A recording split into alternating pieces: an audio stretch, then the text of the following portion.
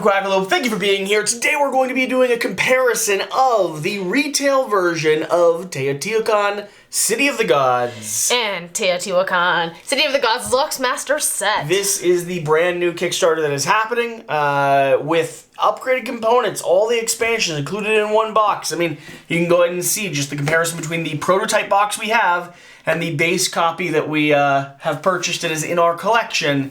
Yeah, there's a little bit of a sizable difference. Different artwork, different components, wood bits, upgraded dice. There's a lot of things to talk about. We're going to break it all down. And for the record, this is one of those videos that's just an easy video to make.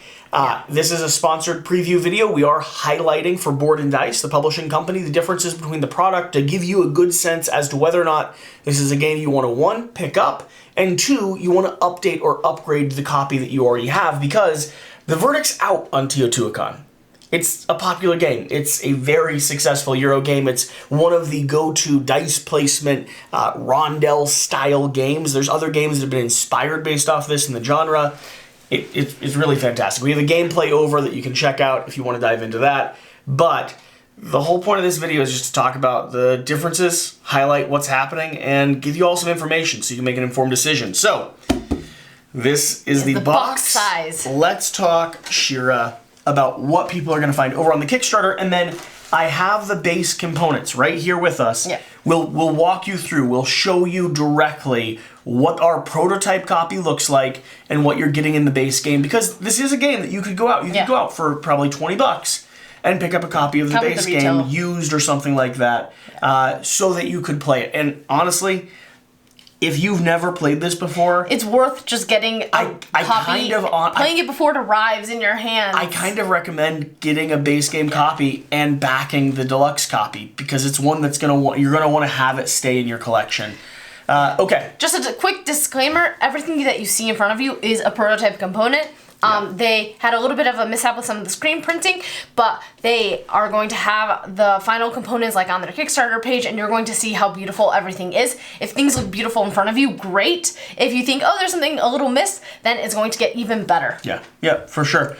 Okay, what are the major elements here that are changing between the core set plus the expansions and this one? One of the biggest things is that everything's going to be coming together. So yeah, Teotihuacan, they're going to be making this big box that's going to hold every single expansion that they have ever printed and all the promos, and those are all going to be available for you in the Pledge Manager. Yeah. The new thing that is coming with this campaign is that they're offering a 5th player expansion. That's really the only new thing that is going to be added here. That we know of so far.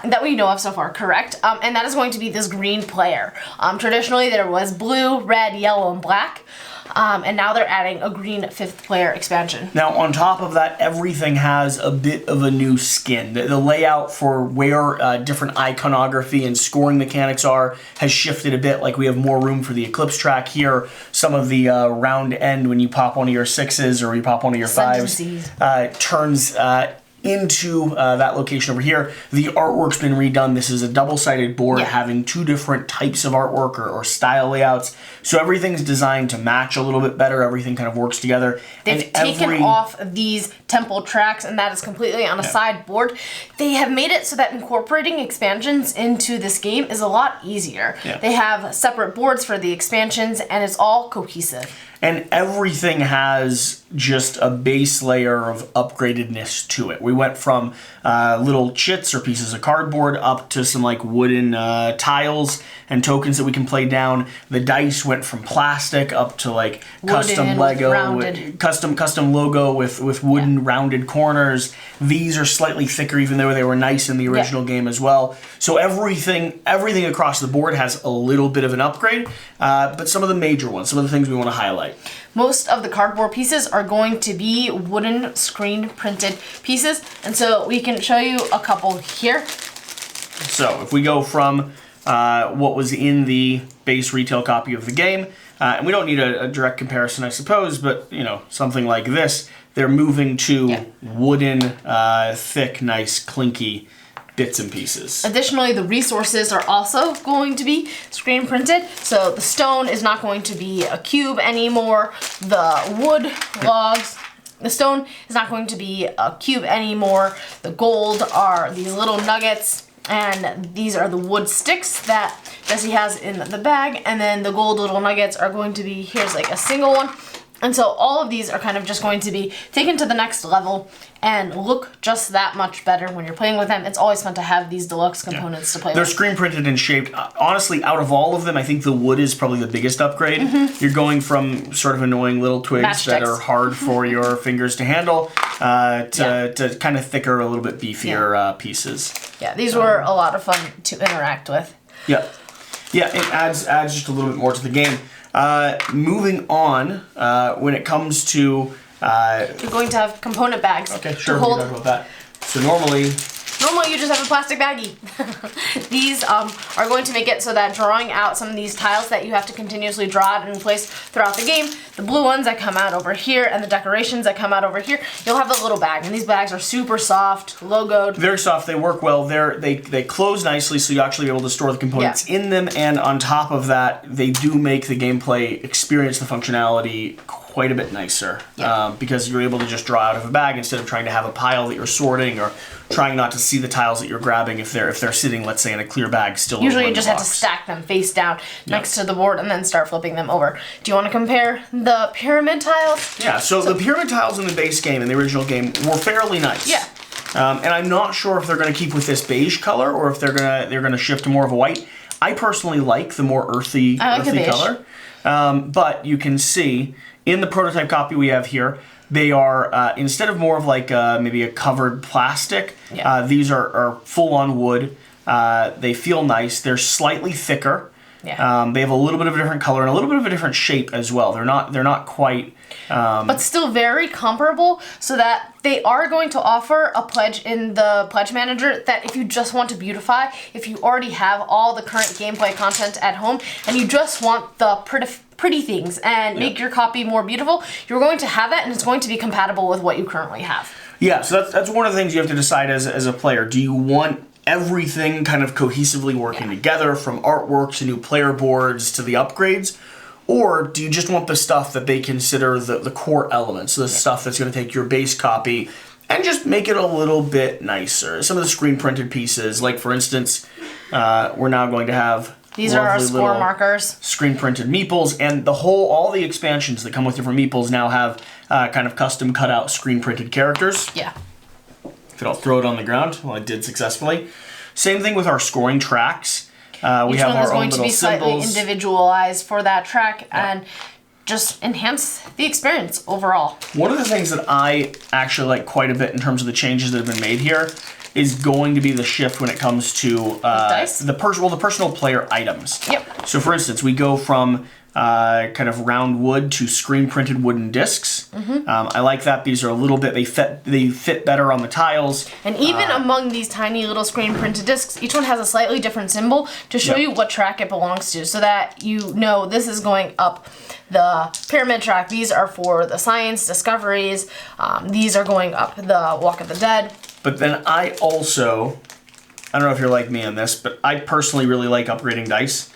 When I get a big game like this, especially a game that's thematic, that's setting me in a place, and it just has regular D6, they're fine, they work, but one of my favorite upgrades is shifting to a dice that feels maybe a little bit more thematic, has, like you can see, a custom D6 on it, which makes sense for this game because you go to 5, for those of you that don't know about Teotihuacan. Your dice are your workers that you're going to be placing out, and you're going to be leveling them up and powering them up, and each consecutive number makes that dice a little bit more powerful. You can take more powerful actions. However, when you go from 5 to 6, that dice ascends and passes away and gets reborn as a number 1. 5 is your most powerful or your most important number in the game, and so this now has a custom symbol for the ascendancy. Yep. This shows the sacrifice symbol, which is going to actually remind you to reset. You won't have these weird moments where you're like, oh, wait, I thought it why do I have a triggered. 6 hanging Why do I out? have a 6 floating about? But they're also this curved kind of natural wood style, which personally I think fits the theme, fits the style, fits the feel of the game very well. Yeah. Much more than kind of the plastic that we had alternatively. Yep. What are their core elements? We have the unique board You want to artwork. grab that board. One of the biggest complaints from the original game was the lack of a personal organization system. Sometimes there can be a lot of things going on. You can have your own personal ability tiles. You can have scoring objectives. There's some expansions that add like a personal player, and so this is going to encompass it all for you. You're going to have places for all your resources, your personal player card, masks for the different masks that you've created for the set collection that you're going to be doing. This can hold it all, and this is going to incorporate every single expansion that you're going to have in front of you. The one criticism that I've seen kind of and that we've experienced is that it increases the table space. Sure. If each person has this sitting in front of them, this board is already is big. It takes up a spot on the table, and this just adds to that. But it also makes management a lot I know for the easier. table that we have upstairs, that's not a problem. It's actually nice to have the extra space, but it's not necessary if you have maybe a smaller gaming environment, because you can play just on this board. I like this because it actually allows me to display and everything. You can see we kind of had our own system of organization. Yeah, turning ones down. And it can be nice sometimes to be able to glance over at another player's tableau and see, oh, Shira's got 4 or 5 masks. Yeah. Something that comes out might be something that she's trying to get. You can do it at a very easy glance instead of having to ask a lot of questions, maybe tipping them off as to what you're hunting for. Other elements. That board over there. This board here. So, like we said with the expansions, they are creating expansions that kind of link and log fit into. So these are going to demonstrate some of the different artworks. They are double-sided. So this one is they took off the temple tracks that were on the main board originally. And so this is going to be one set of the artwork with the temple tracks over here, and then you can flip it over. And then this is the standard kind of beige neutral artwork that you'll recognize from the base game, the original components, and that's how it fits in here. You'll have the same content on both sides, and it's the same thing. We're not going to flip over our main board because that has so many components on it. We can at the very end. Yeah, we can at the very end, but that's going to be on the main board as well. They're going to flip back and forth for you to just choose which is your preference. It's all new artwork by the designer. Yeah, I personally like the vibrancy artwork a lot. Yeah. I like the color. I like the fact that you can really see kind of the the people down here that are on the tableau. I have to imagine this is a big area of like bloody sacrifice or something. It's very detailed. There's a lot of little things. There's a lot of little like Easter eggs and things to find along the way. Yeah. Other major elements. I mean, I would say that the cardboard, the chits, all the little things. That's a promo from a different game. Yeah, all promos are going to be included in this. This is not from this game, though. Let me get the board out here. So is the artwork on the back of this the same as the main board that comes in the original? It is the same color scheme, but the back of this board has the same changes in the layout. Okay, interesting. So let's take a look at both of those. Yeah. And I think that's the main breakdown. Okay.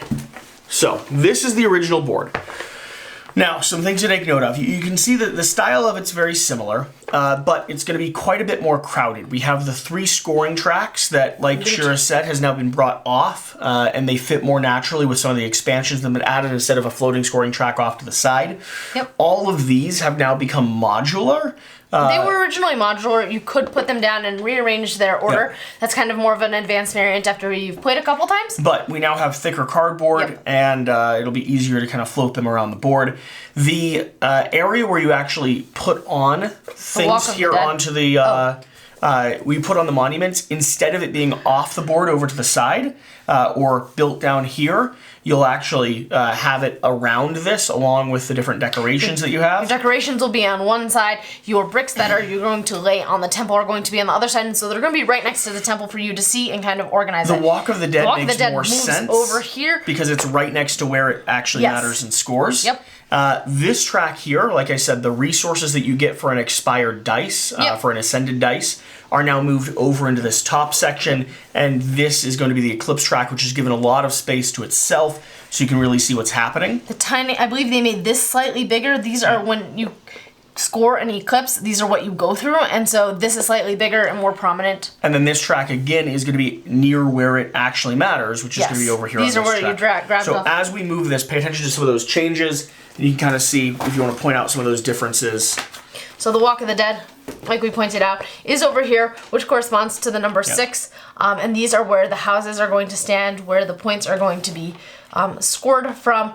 Eclipse track has a little bit more space. We actually have room for cards This to is pop an down here into expansion the center. area as well. This is where the dice ascend. Tiles for design and for layout instead of being built down into here. It could be here, or there's when you cover this with the number 8 tile, it loses this space. It kind of shifts it a little bit, and so there's room on the board for it. And so it's opened stuff up. It's cleaned stuff up quite a bit. It's a little bit easier to run and manage, a little bit easier to translate into a gameplay experience. So let's go ahead and flip the board over. Give them a sense of what the other side looks like. It's always a terrifying part. Oh, we've got to clean up after this anyway. We just got finished with the gameplay. Had a lot of fun with it. Okay, all right. Well, I don't know the method you're doing, but... so, My fingers. the backside here is going to have the same stylistic changes, but it's a little bit closer to that original art style, which is the kind of marble stone, the green, the gray, the light red. Personally, I like the vibrancy of the other side, but I know some people, this might be a little bit easier to read, it might be a little bit more clear, it might feel a little bit more like They still have the additional artwork. So we have this flipped upside down for you guys. But yeah, it still has the additional artwork and all the changes that they made to improve the functionality of the main board. Yeah. So that's the core stuff. That's mainly what we're going over here. I think this is a welcome upgrade. I like the fact that everything's going to be contained within itself. I like the fact that all the promos are coming back, all the expansions are going to be in the same People box. have sought to chase down all the promos and all the expansions and then incorporate them. And having one big box, people are speculating that Board and Dice makes really great organization components and how they're all going to have it all organized inside the big box. So you can pop it out very easily and make it accessible. We haven't seen what their storage solution is going to be, but I'm sure they're going to have one available. It's one of those things where you look at it and you think about how much success Teotihuacan has had. Teotihuacan has had over the last, I mean, I kind of remember when at least one of the expansions was coming out when I first started the channel 4 or 5 years ago. And it's one of those games that the solo community has loved, the Euro community has loved, the multiplayer kind of mid-weight gaming community has loved. Even the heavy gamers have absolutely adored as expansions have come out, making it more and more complicated and more of a heady puzzle. There's cutthroat ways that you can change it that like instantly the round ends. Yeah. And so this deluxeification, this big box, feels like a good summation of the success that this game has had so far. So if you're a lover of the game already, if you already appreciate what Board and Dice does, this is just going to be giving you more. If you've never played Teotihuacan before, I still recommend actually trying to get it to the table. The retail-based copy is very, very accessible, and so... Or just go to a game store, find a local friend that has one. It's one that I have no problem saying, if you get it to the table, if you're able to actually, find a place to sit down and play this, I think you'll understand why ourselves and quite a few members of the community are excited about seeing a upgraded, deluxeified, just kind of completed version of this game. Yeah. So, thanks for watching. Thanks for being here. Hopefully you like the, more relaxed look at the different components. I find these videos can be really helpful sometimes. Yeah. I like the idea what you're getting, what it's comparing to, what was the original, if I kind of just like the original. Well, being able to see it, being able to like visually, because most people don't have the chance to grab the base game and then grab the deluxeified and make a decision between the two of them. Let us know if you have any questions down in the comments below. We'll try our best to answer them. Whatever the case, though. But whatever the case, whatever you do, remember to do the important thing. Get out and play some games. We'll see you next time.